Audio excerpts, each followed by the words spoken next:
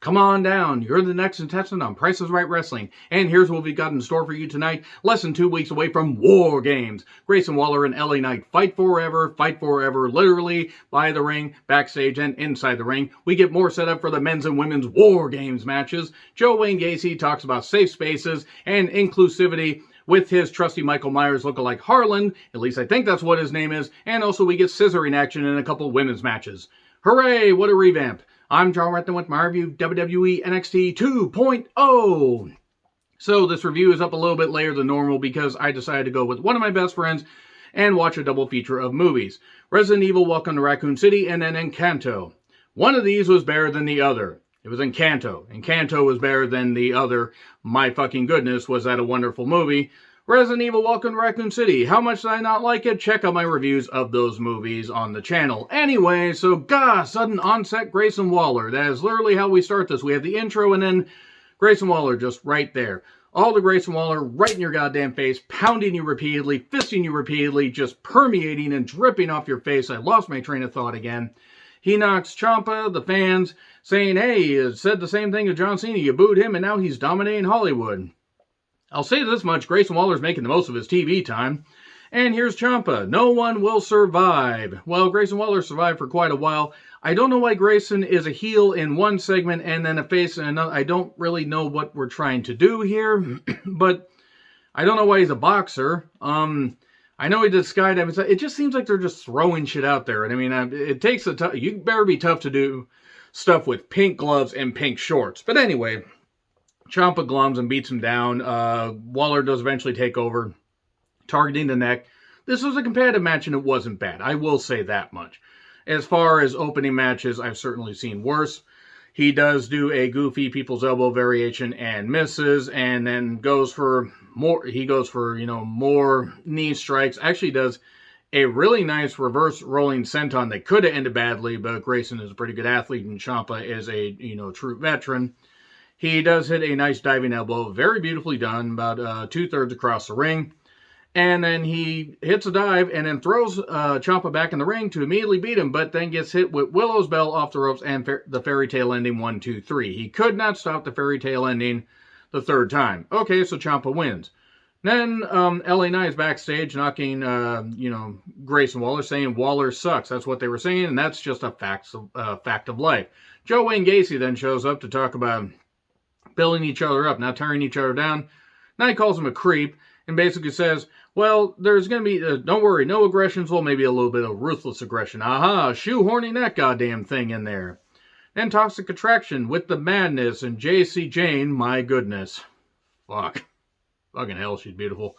They talk all about War Games. Dakota's on their side, talking to herself, and then they notice chains and a whole bunch of stuff and broken glass. They're walking on broken glass. And Kelly is breaking shit. Why? Because she has a bat. That's all the explanation we get. And Cameron Grimes shows up with less hair and a trimmed down beard. And it's because Duke took everything from him. He came from humble beginnings, Grimes did, and kept his long hair and long beard to remind him of where he, his beginnings. The fact that he basically had nothing. He was dirt poor. Now he has a lot. And, okay, good promo and everything. He calls out Duke, and Duke is getting his, beard trimmed. And he says, well, you took a lot of money from me, and you got a free haircut in the process. Why are you mad? So, Grimes says, well, basically I was right, testing about your ball, or talking about your balls, what size were your balls. You're gutless and nutless. How about we have a hair versus hair match? Okay, you're on. That's pretty much a summary right there. We get a Pete Dunne pre-tape because we're getting a 3-way North American Championship match. He is done with this shit. He is absolutely done with this shit. You can just tell. So, Indy and Persia are talking about Loomis. He has a fractured hand. He can't draw. Indy is distraught. Persia said, I could take both of them out like I did last week. No, Indy says, I got this. Don't worry, Persia. I got this. So, Tiffany Stratton, some blonde, has a thing called Tiffany's Epiphanies. And she's a rich girl. Na. And she's just playing with tennis rackets because she's a rich girl, I guess. I don't really know how to do these songs. That's it, pretty much. She's, her dad's money has bought her stuff, and she's not Dixie Carter. I recognize that. I don't know who the hell Tiffany Stratton is. I have no idea who she is. Anyway, Persia and Indy took on Casey and Caden. Why do Casey and Caden have fire extinguisher, jetpacks for their goddamn entrance? I have no idea. Indy was all thrown off and everything, and even though she got into it eventually, she got pinned after a splash 1, 2, 3. The match went longer. I also didn't care because I don't really care that much about, watching Casey in a match. That being said, Persia and Indy are, they're a pretty statuesque team. Legoland Phantasm is back in full strength after Escobar talks about, being blessed or, being wished good luck and everything and how stuff has followed him throughout his career and that no one can touch me. Well, geez, what the hell are you going to do? Make yourself like the Bubble Boy so nobody can touch you? Because technically people could touch you. That's how physical contact works. We've been over this, Escobar, except we haven't been. I don't even think that anybody could convince him otherwise. Elektra, my fucking goodness. Chase University, they earned their tune degree. And Grimes is yelling at them like it's 1933. Okay, so I can't really do that all that well. He tells Chase, Andre Chase that is, I almost said Chase Owens. He should tell Chase Owens to go to hell. Everybody should tell Chase Owens to go to hell. But he tells Andre Chase to go to hell. Don't listen to him, class. Escobar took on Malik Blade, who only is seemingly brought on NXT TV to lose. Apparently, he is on 205 Live doing better stuff, which explains why I'm not really familiar with it outside of what clips people send me. There's only so many hours in the day. Malik is a good athlete, got in some shots, fell to Phantom Driver 1, 2, 3.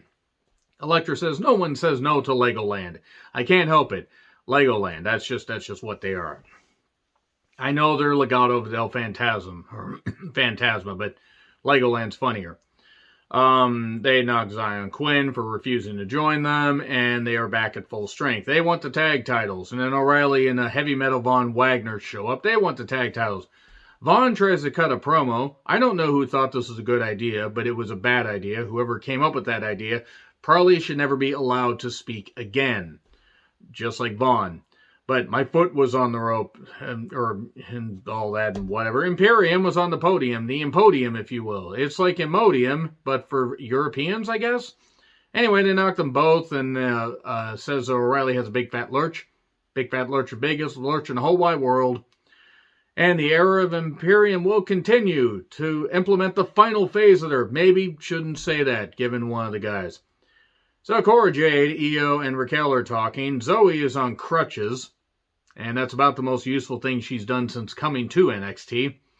Are we really doing the can they coexist thing? Cora Jade, they're trying to be meta about this. I'm not knocking Cora, I'm knocking the writers. They need a fourth. And Tony D'Angelo talks about odds on the three-way. Dunn doesn't have a chance. Gee, I wonder why he would think that. Tells Mackenzie to bet, and she could turn her 1-carat ring into a 2-carat ring. Vic Joseph must have had steam coming out of his goddamn ears. Congratulations, Vic and Mackenzie. Mandy Rose took on Cora Jade. Mandy was just slapping Cora around and pulling her hair and talking dirty to her and everything, and I was fine completely during this. It was also kind of weird that Cora Jade's actually quite good, despite the fact she's only 20. I think she's 20, 21 or something like that. But she's got poise. She's obviously got time where she's got to get better, but she's got at least enough personality to carry herself, and she's not bad in the ring. Mandy was scissoring Cora from behind, as one of my friends called it, the Venus Fly Snatch. Thank you very much. I will never be able to unhear it. I won't be able to unsee it either, but I'm just going to move on from that. Later, Kaylee showing up with her bat, and she throws the bat at the ref. The referee gets distracted like, "You bat!" And then suddenly, the most devastating maneuver in all of professional wrestling, the surprise roll-up. 1, 2, 3. I'm just going to start doing that from now on. And Cora Jade gets a victory, folding Mandy up like that. Man, usually I have to go to a different kind of website to see a, dirty brunette folded up like a goddamn accordion. Always delete your search history, by the way. So, Hayes and Tricky Ticky Williams talk. He don't miss, apparently. So Joe Wayne Gacy and Harlan's hand are right there, Handland, if you will. He's the provider, and it's all about belonging. We belong together. I'm trying to do the Pat Benatar song and failing miserably.